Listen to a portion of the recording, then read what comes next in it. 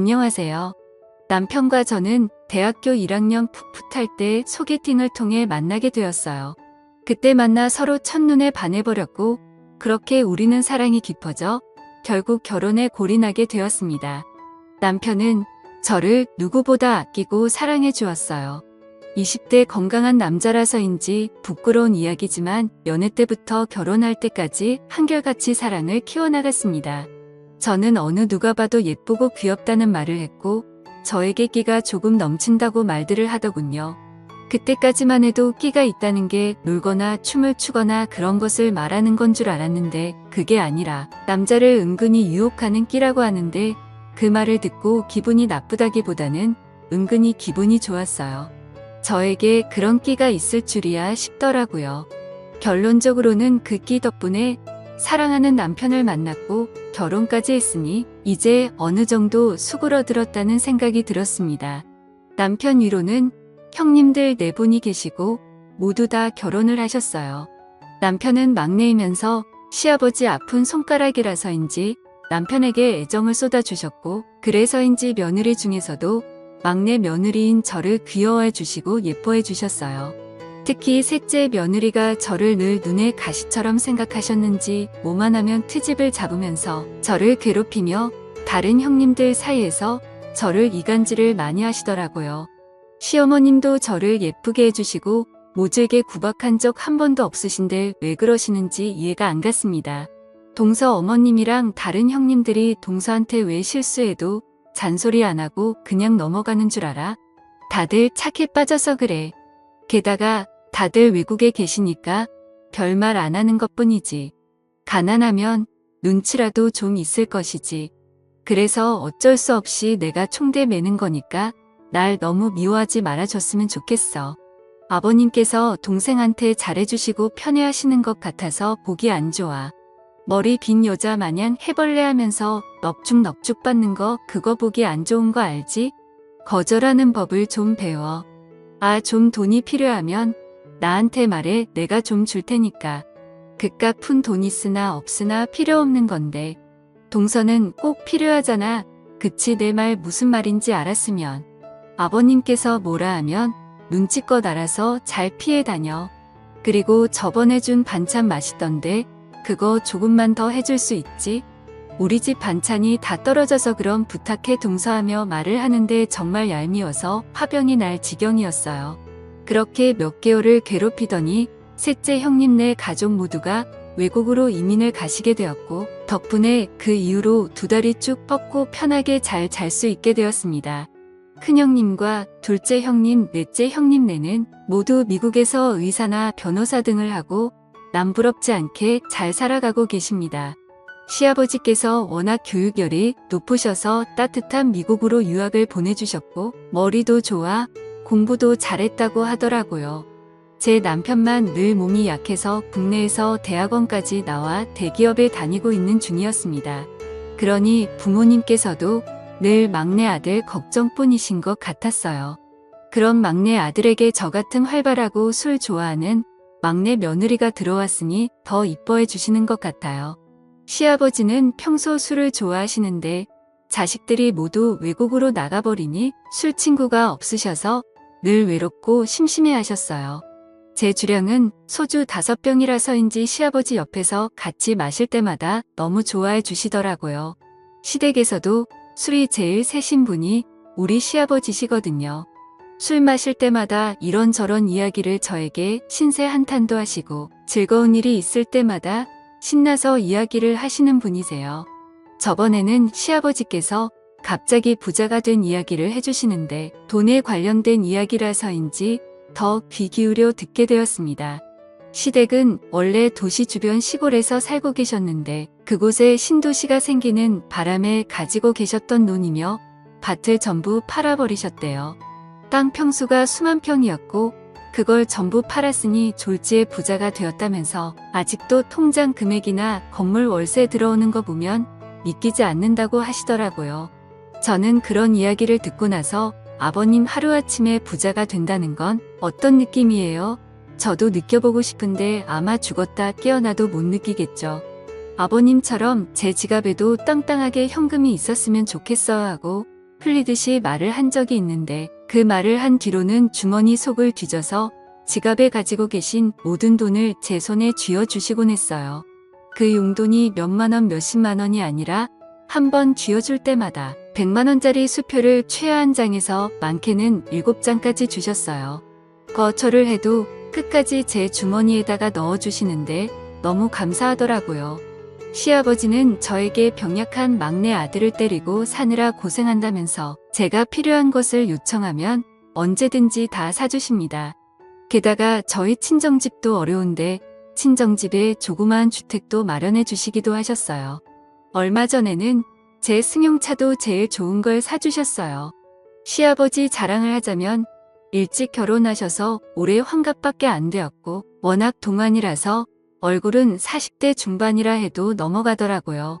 시아버지는 외출할 때 운동화에 청바지 그리고 흰 티를 입고 나가셔서인지 저와 같이 팔짱을 끼고 나가면 오빠 동생 아니면 가끔 연인 같이 다정하게 보인다는 말도 듣곤 합니다. 그걸 즐기시는 시아버지는 저에게 밖에서는 아버님이라고 부르지 말고 그냥 아빠라고 부르라고 하신 적이 있는데 저는 일부러 놀리려고 시아버지에게 아인, 아빠는 무슨 그냥 큰오빠하고 부르는 게 나을 것 같아요. 아니다, 큰오빠보다 오빠가 낫겠다. 오빠 나 저기 앞에 아이스크림 먹고 싶은데 하나만 사주면 안 돼요 오빠 하고 불러본 적이 있는데 그 말을 듣고 좋아하는 시아버지를 보니 그때 왠지 모를 두근거림을 느끼게 되었습니다. 아이같이 웃는 모습이 왠지 꼭 안아주고 싶다는 충동을 저도 모르게 받았거든요. 시아버지는 운동도 많이 하셔서 30대 후반에 몸을 가지고 계십니다. 저와 같이 등산도 다니고 자전거도 같이 타고 하면서 시아버지와 저의 사이는 더 가까워지게 되었습니다. 저도 이제는 시아버지가 안 계시며 살아갈 수 없을 것 같았어요. 때로는 시아버지께서 제 남편인 것 같은 착각이 들 때도 있었고 사실 제 남자친구였고 애인이라고 혼자 생각하고 만날 때가 많았어요. 솔직히 모든 면에서는 남편보다는 시아버지와의 마음이 너무나 잘 맞더군요. 시아버지와 저는 전국의 관광지나 맛집을 같이 찾아다니면서 여행도 다니고 하는데 시어머니는 별 의심 없이 며느리와 시아버지 사이가 좋은가 보다 생각하고 지켜보셨고 저희 남편도 아들로서 못해준 효도를 저보고 해달라고 부탁을 하더라고요. 그렇게 시간이 지나가고 어느 순간부터는 시아버지가 점점 남자로 보이기 시작하는데 저는 그 순간 깜짝 놀랐습니다. 마음속으로 시아버지를 사랑하게 된 것 같았거든요.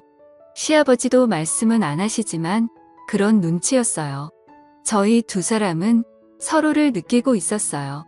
세상 사람들은 저에게 돈 때문에 시아버지를 이용하겠다고 말들은 하겠지만 그렇게 볼 수도 있겠구나 하는 생각도 듭니다. 저는 어릴 적부터 주변 사람들로부터 너무 이쁘다는 이야기를 참 많이 듣고 살았어요. 친정집은 가난했지만 화목했습니다. 그러나 돈이 없으니 먹고 싶은 것 입고 싶은 것 마음대로 하지도 못했어요. 돈 많은 부자들이 정말 부러웠고 저는 제 자신이 너무나 예쁘기 때문에 외모를 무기로 돈 많은 부잣집에 들어가겠다고 수백 번 다짐을 하고 살았거든요. 저는 남자가 나이 많은 건 관계가 없다고 생각하고 살아왔습니다. 나이가 많아도 저를 부유하게 만들어준다면 그 남자를 사랑하겠다고 다짐을 했거든요. 그 기회가 서서히 다가오고 있다는 느낌이 들기 시작했습니다. 그 대상은 제가 사랑하는 내 남자 시아버지였습니다. 뭐 사랑이 별거 있겠어요. 세상에는 죽도록 사랑했지만 돈 때문에 깨져버린 사랑도 있으니까요. 부부간에도 돈 때문에 싸우고 돈이 없어서 사랑하는 관계도 미워하는 관계로 변하는 걸 제 주변에서 많이 봐왔습니다. 저보고 돈에 미친 여자라고 하시겠지만 그래도 할 수 없어요. 저는 돈과 우리 시아버지를 사랑하고 있으니까요. 그런 생각으로 생활하고 있던 어느 날 시아버지와 단둘이 있는데 그날따라 기분이 참 묘하더군요. 밖에는 여름 장맛비가 억수로 쏟아져 내리고 있었고 시아버지는 식사 준비를 하고 있는 저의 모습에 그날따라 눈길을 떼지 못하시는 겁니다. 저는 무더운 여름이라 짧은 바지와 얇은 티셔츠를 입고 있었거든요. 일부러 시아버지 앞에서 제 매력을 어필하려고 했던 것도 같네요.